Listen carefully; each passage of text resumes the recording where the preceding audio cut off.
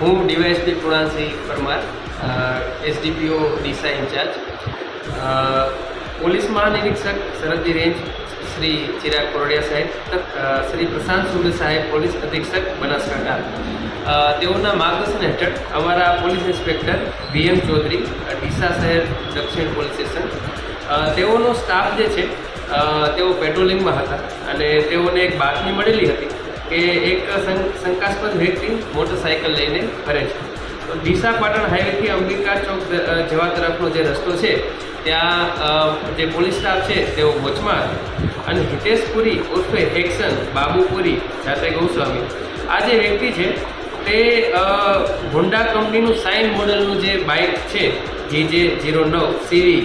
0939 આ બાઇક સાથે ત્યાં તેમની પૂછપરછ કરવામાં આવે છે અને તેઓ પાસે સાધનિક કાગળો માગતા તેઓ તેમના પ્રોપર જવાબ આપી શકેલા ન હતા અને જેથી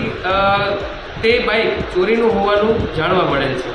અને BNSની 106 કલમ મુજબ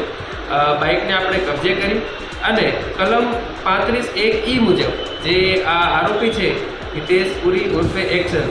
તેઓની અટક આપણે કરી અને યુક્તિ પ્રયોગથી એમની પૂછપરછ કરવામાં આવી.